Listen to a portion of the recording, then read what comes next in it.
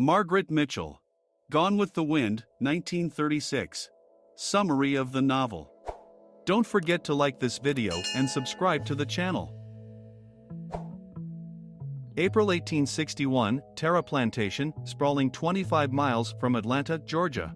The Tarleton twins, Stuart and Brent, who are in love with the charming daughter of Tara's owner, 16-year-old Scarlett, give her two pieces of news.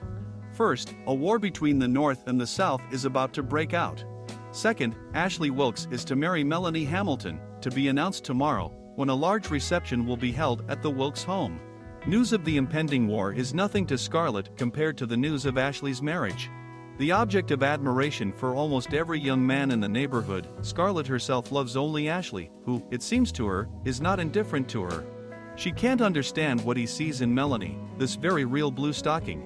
Scarlett shares her worries with her father, but Gerald O'Hara is convinced that his daughter and Ashley are not a perfect couple. He admits that, although he treats young Wilkes well, he can't fully understand him. Yes, Ashley can drink and play poker just as well as other young men, but he does it with no soul, as if he were subject to the prevailing conventions. Ashley is much more attracted to books, music, pictures, and this puzzles the simple and direct Irishman. He honestly tells his daughter that he would be happy to leave her Tara if she were to marry someone else. There are enough decent young men around. Scarlett says in anger that she doesn't care about Tara and that the whole land means nothing. Her father abruptly cuts her off and insinuates that nothing is more important than the land, for it remains forever. Scarlett shows up at the Wilkes reception. She hopes to speak to Ashley and force him to change his mind. Among the guests is one Rhett Butler, about whom the most gruesome things are told.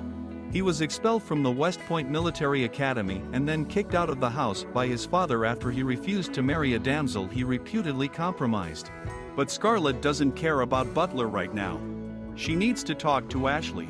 Seizing a moment, she explains herself to him in the library. Alas, her plans go awry.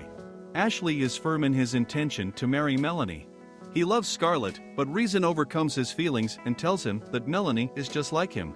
They think and see the world the same way, and thus there is hope that their marriage will be happy. Ashley leaves the library, Scarlett is left alone, and in a rage she throws a vase at the wall above the couch. To her confusion, it turns out that Rhett Butler, who was awakened by their explanation with Ashley, was dozing on the couch. He expresses his admiration for Scarlett's fortitude and determination and wonders why Ashley Wilkes has remained indifferent to her virtues. Scarlett slams the door in fury and departs. The rumors of war are confirmed. The young men are going to take up arms to defend the rights of their native South. On the 1st of May, Ashley and Melanie are to be married.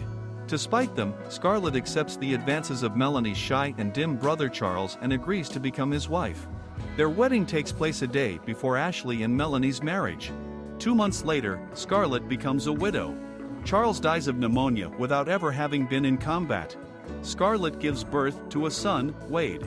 In May 1862, she moves to Atlanta. She is forced to wear mourning and lead the dejected existence of a grieving widow, though her whole nature resists it. But one day she shows up at a charity bazaar to benefit the hospital, where she meets Rhett Butler again. A cynic and a scoffer, he sees right through her and understands exactly what drove her to marry, and it pisses her off. When they are collecting jewelry to buy medicine, she pulls her wedding ring off her finger. Melanie admires her action and gives away her own ring. Captain Butler then buys the right to dance with Scarlett. This throws the local morality watchdogs into disarray, but what can they do? Butler insists and the hospital needs the money. Butler is tolerated solely because he brings many goods to the South, despite the fact that the Northerners have set up a naval blockade of the southern ports. Adding fuel to the fire of speculation, however, Butler claims that he does this not out of patriotism, but for personal gain. He doubts that the Southerners can win, and death for the Southern cause is no more majestic to him than dying on the tracks under the wheels of a steam locomotive. Rumors of Scarlett's scandalous behavior reach Tara, and her father arrives in Atlanta to take his daughter home. But an encounter with Captain Butler leads to unexpected consequences. Gerald gets drunk and squanders all the money he was meant to buy the essentials in a poker game. The embarrassment causes him to temper his moral outrage, and Scarlett stays in Atlanta. She meets Rhett Butler from time to time, whose ironic attitude to what society reveres as sacred both angers and attracts Scarlett, though she still loves Ashley Wilkes. Gradually, the situation in the theater of war complicates, and the former self-confidence of the Southerners gives way to the realization that the war will be long and hard. The first lists of the dead appear. Among them are many of Scarlett's acquaintances. The Tarleton brothers are killed, but Ashley is unharmed. He arrives for a short visit. Scarlett hopes to explain herself to him privately, but Melanie is constantly by her husband's side. Before leaving Atlanta, Ashley asks Scarlett to keep an eye on his wife because she does not, in his opinion, have Scarlett's resilience.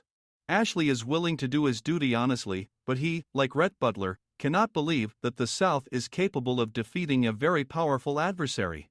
1864. After defeats at Gettysburg and Vicksburg, the South's position becomes critical. Word arrives that Ashley is missing. Melanie is in grief, and only the thought of carrying Ashley's child keeps her alive. Butler continues to date Scarlett, but everything is limited to light flirtations, walks and conversations. He says he wants to wait until Scarlett has forgotten the taste of the kiss the incomparable Ashley Wilkes bestowed upon her as she says goodbye. This infuriates Scarlett, and in this state she appears irresistible to Rhett. Butler makes inquiries through his acquaintances in the North. It turns out that Ashley is alive.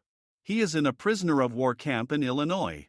He is offered to join the military units guarding American territories from the Indians, but Ashley refuses. Military service on the side of the North is impossible for him, and he prefers captivity to such freedom. Atlanta is under siege. Almost the entire male population is in the militia. Scarlett intends to return to Tara, but Melanie begs not to leave her. Rhett Butler reappears. He informs Scarlett that he has been lusting after her since that first meeting at the Wilkes. Asked by Scarlett if he is proposing to her, Butler replies that he is not the marrying kind and openly suggests that she become his mistress. As has often happened before, the conversation ends in a quarrel and, at Scarlett's request, Butler leaves her house. In the midst of the battle for Atlanta, Melanie goes into labor. All Scarlett's attempts to bring a doctor to her fail. All the doctors are left with the wounded, whose numbers are increasing by the hour. With the help of Prissy, a Negro woman, Scarlett delivers the baby. Ashley and Melanie have a son. Scarlett then decides to leave Atlanta by all means. She wants to return to Tara. Rhett Butler helps her and Melanie leave Atlanta, which the Northmen are about to enter, but refuses to take them to Tara. He informs her that he has decided to leave with the remnants of the defenders of Atlanta and continue the resistance with them. This news surprises Scarlett. She cannot understand why the cynical Rhett, who has always been so skeptical of the holy cause of the South, has suddenly decided to take up arms. She is also surprised that he leaves her when she is so helpless. Rhett replies that she is not helpless at all, and as for his reasons for joining the army, he himself is at a loss to say whether it is sentimentality or shame at having stayed out of the fray in the past, preferring to make money on the delivery of goods. Scarlett does not believe in the sincerity of these words. It seems to her that he is, as always, slightly mocking.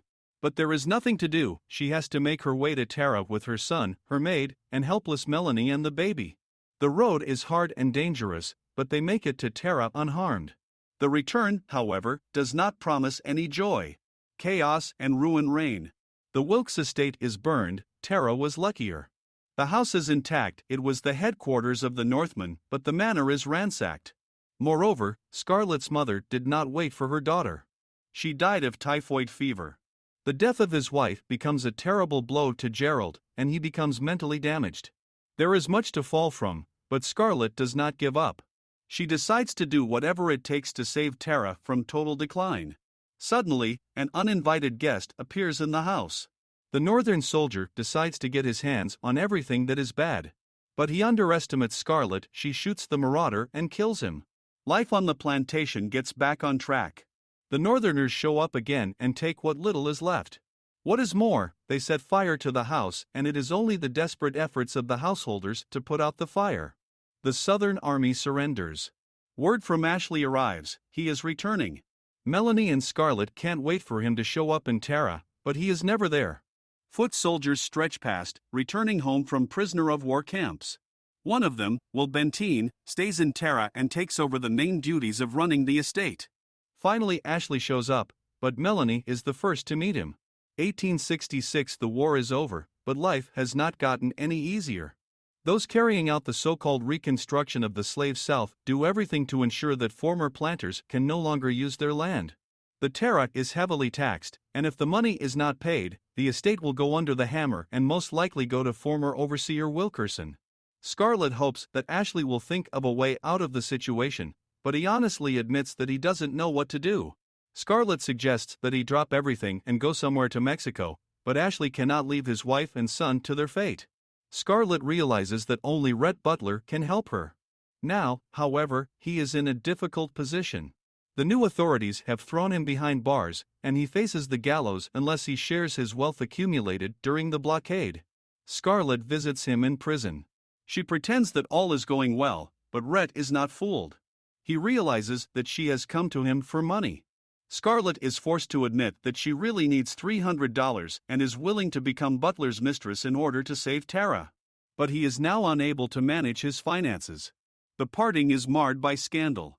Butler, hurt that Scarlett is only interested in his money, ironically advises her to show more warmth the next time she approaches the man for a loan. In fact, that is exactly what she does. Upon learning that Frank Kennedy, who is in love with her younger sister, has cash with which he intends to buy a sawmill, Scarlett puts her feminine charm to work and soon becomes Mrs. Kennedy. Tara is saved, and Scarlett is not embarrassed that she had to cross her sister for it. Scarlett goes into business at full throttle. She runs Frank's store and then, after borrowing money from Butler, who has been released from prison, she buys the very sawmill that Frank has taken a fancy to himself. Soon she acquires a second sawmill, and things get better. Money appears, but public opinion in Atlanta is against her. It is unbecoming of a real lady to go into business. However, Rhett Butler assures her that this is an inevitable consequence of the choices she has made. Money and success lead to loneliness. Gerald dies. Arriving in Tara for his funeral, Scarlett learns of Ashley's intention to leave for New York. He has been promised a position in a bank. Scarlett convinces him to stay, offering him a job at the sawmill and half the profits from it. He refuses, but Melanie comes to her aid. Under her pressure, Ashley accepts Scarlett's offer. The freed blacks, however, work worse and worse, and to keep the sawmill profitable, Scarlett begins to use the cheap labor of prisoners supervised by the cruel and impure Johnny Gallagher. Honest Frank is horrified, but Scarlett stands her ground. It's the only way to make a profit. The sawmill, where Ashley runs, is not profitable. He flatly refuses to use the labor of the convicts. Meanwhile, in response to the constant harassment of the sackbugs and the promiscuity of some of the former slaves, the Ku Klux Klan is formed, of which Frank Kennedy and Ashley become active members. The authorities spare no effort to put an end to the activities of this secret organization, and they succeed in trapping the activists. Only Butler's timely intervention keeps Ashley alive and free. Frank Kennedy is less fortunate, and Scarlett becomes a widow again. But then Rhett proposes to her, and she agrees. They leave for New Orleans and then return to Atlanta, where they soon move into a new home.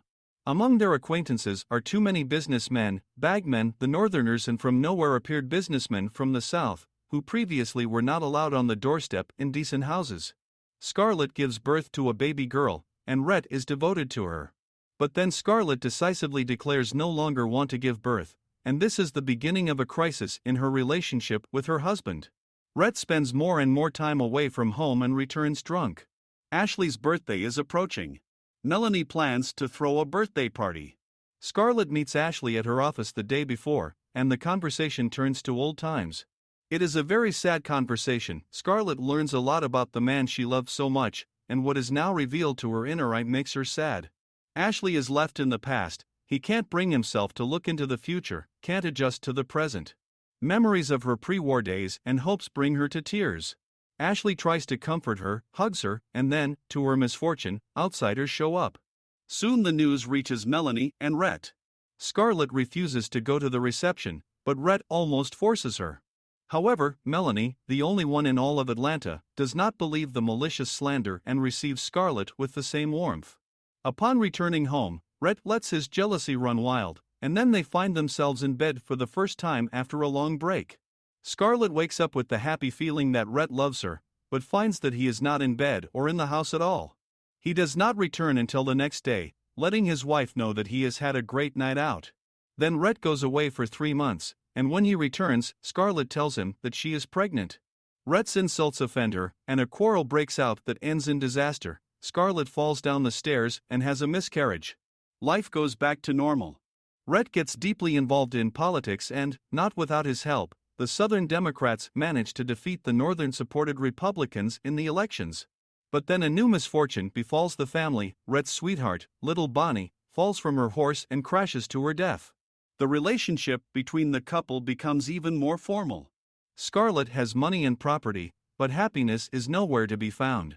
Scarlett leaves Atlanta, but a telegram from Rhett urges her to return immediately. Melanie dies. The doctors forbade her to give birth, but she disregards their injunctions. She wanted too much to give Ashley another child. On her deathbed, she asks Scarlett to take care of her son and Ashley because he's so impractical. And she also asks Scarlett to be kind to Rhett, for he loves her very much. Now that Melanie is gone, Scarlett suddenly realizes how lonely she is and how much this woman, whom she considered a hindrance to her happiness, meant to her. Scarlett makes another discovery. She seems to have always loved not Ashley Wilkes, but her dream of a strong, unyielding man. Now, looking at Ashley tired, unsure of himself, spending all his mental energy trying to bear his defeat in this life with dignity, Scarlett whispers to herself that she has lost the man she loves, but instead has gained another child. Scarlett realizes how much Rhett means to her. She burns with a desire to tell him as soon as possible, but she is in for another disappointment. Rhett listens indifferently to her confession and informs her that he no longer cares. His love for her has faded, just as Scarlett's love for Ashley has faded. Rhett Butler admits that he fell in love with her at first sight, and no matter how much he tried to put his dreams of her out of his head, he failed. He never lost hope that sooner or later she would appreciate his feelings, realize how well they fit together, but all his efforts to convey to Scarlett his love failed. He says that after that night he left home early, for he was afraid she would make fun of him, and that if she had let him know when he returned that she cared about him, things would have been different. But that didn't happen, and now he feels only compassion for her. Rhett announces his intention to go away for a long time, perhaps to England, and promises to return from time to time in order to give little cause for speculation and gossip. To Scarlett's desperate question, "What about me?" Rhett replies with a sigh that he no longer cares. Alone with herself, Scarlett reflects on what she has just heard. She is having a very hard time, but her self-loving, resilient nature refuses to admit defeat. Scarlett is convinced that all is not lost, and if nothing comes to mind now that can help fix the situation, tomorrow she will surely find a way out.